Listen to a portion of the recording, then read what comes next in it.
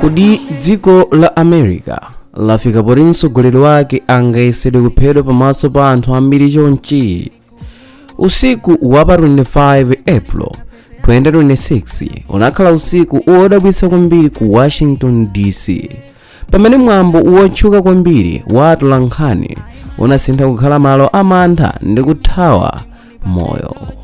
Anthu anayamba kugona pansi, ena kubisala pansi pa matebulo, pamene mfuti zikumveka pafupi ndi malo amene president anakhala. Lero tikufotokoza zonse zomwe zinachitika pa tsiku limenelo, zoona zonse, chifukwa chake ndi zomwe zingachitike mtsogolo. Koma kuti timvese zonsezi, tiye tipitirire kukhalira limodzi chiyambi cha videoyi mpaka kumapeto. Ndipo langa dzina ndi lomwe lija Mike Thompson.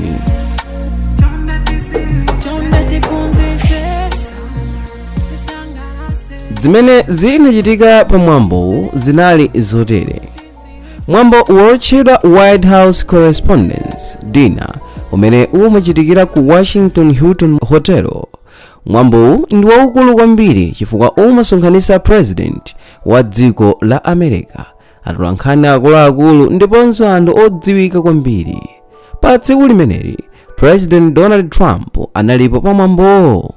Koma zinthu zinasintha mwadzidzidzi pafupifupi nthawi ya madzulo, pamene mwamuna wina dzina lake Carl Thomas Aaron wa zaka 31 wochokera ku California anayesa kulowa mkati mwa mwambowo ali ndi zida zoopsa.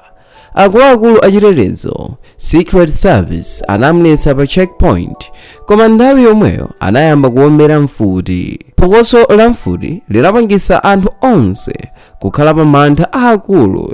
Ena anayamba kuthawa, ena kubisala pansi pa matebulo. Nthawi yomweyo Secret Service inachita mwachangu kuteteza president ndi kumuchotsa pamalopo kuti akhale otetezeka. Apolisi anapeza kuti munthuyu anali ndi mfuti ya shotgun, mfuti ya handgun, mipeni ingapo. Izi zikuonetsa kuti sanali kubwera mwangozi, anali ndi cholinga chokonzekera kale.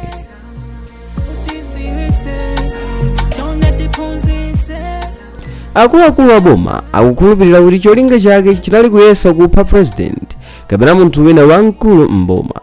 Ngakhale Trump sanavulazidwe, nkhani ikutengedwa ngati kuyesa kupha mtsogoleri wa dziko. Palibe munthu amene anamwalira, koma mmodzi wa Secret Service anavulala. Ngakhale anali ndi bulletproof vest inamupulumutsa chifukwa owomberayo adawombera pa chest.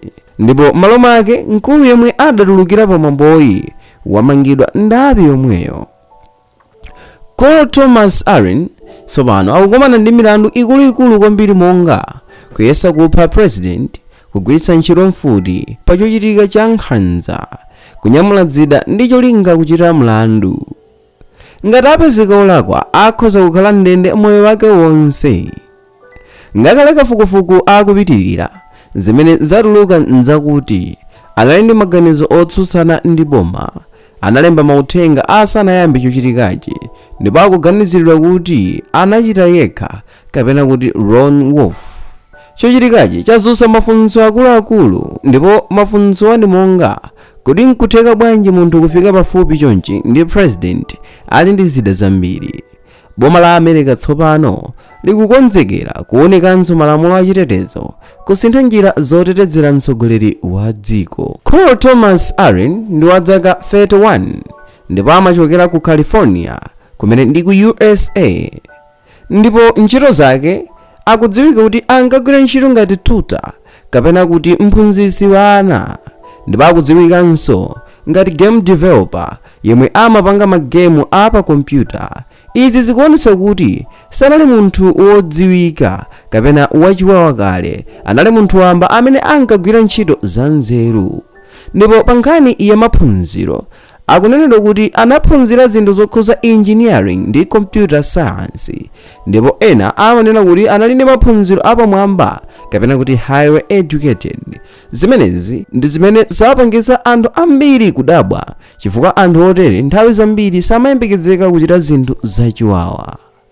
Kafukufuku akusonyeza kuti anali ndi maganizo otsutsana ndi boma la America ankasusa kwambiri utsogoleri wa Donald Trump ndipo analemba mauthenga ena akuti manifesto asanachite chochitikacho.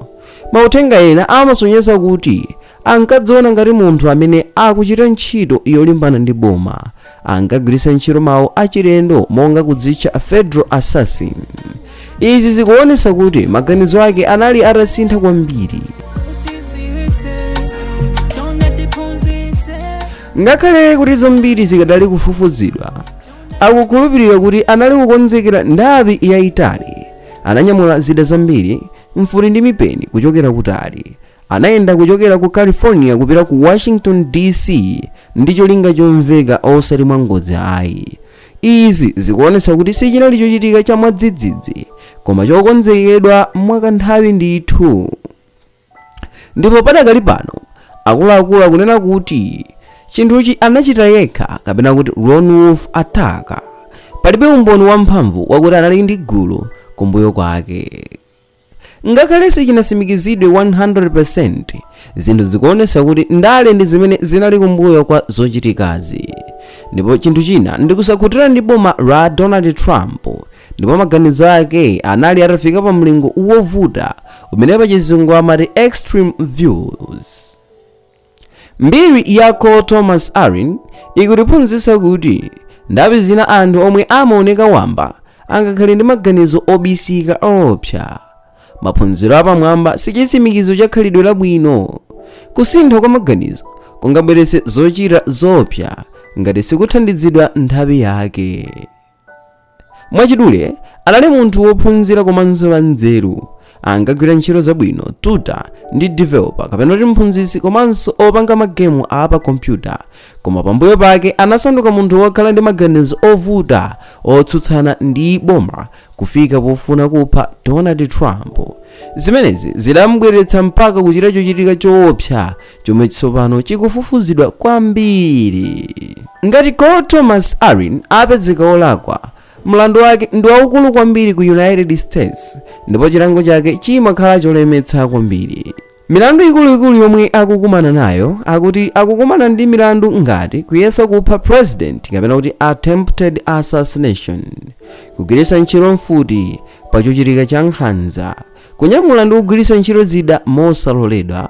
Iyi ndi milandu ya federal kapena kuti ya dziko lonse osati ya boma limodzi, choncho imakhala yovuta kwambiri.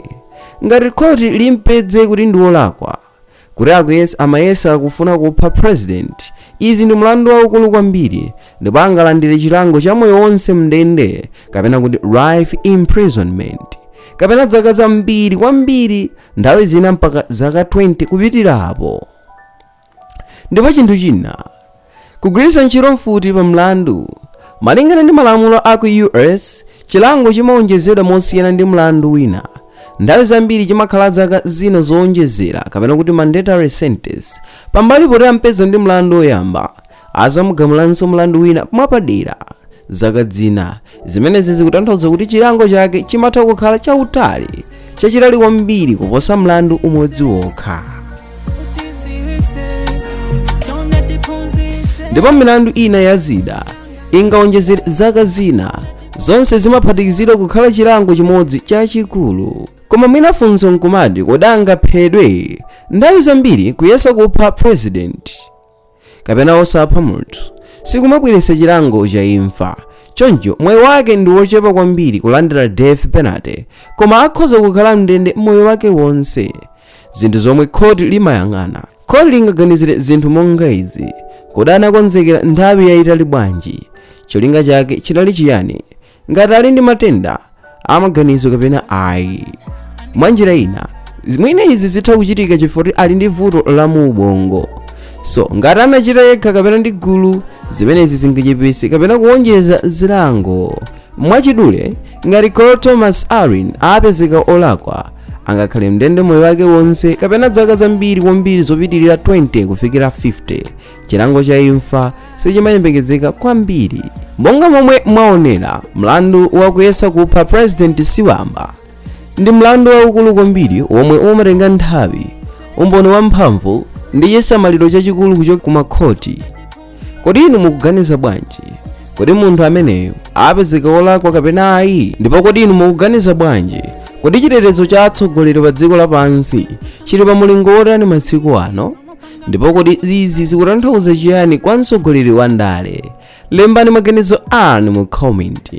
Musaiwale kulembetsa channel kapena kuti subscribe ndi kugawana video iyi kuti ena adziwe zoona zonse.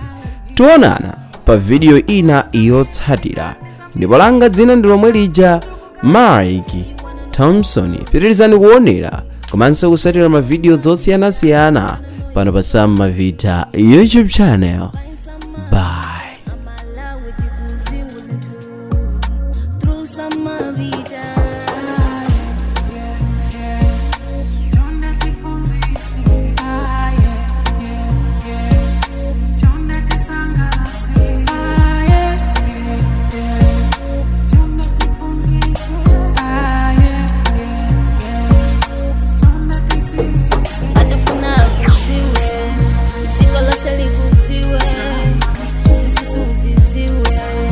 Aliyese aziziwe, ngatufuna kuziwe.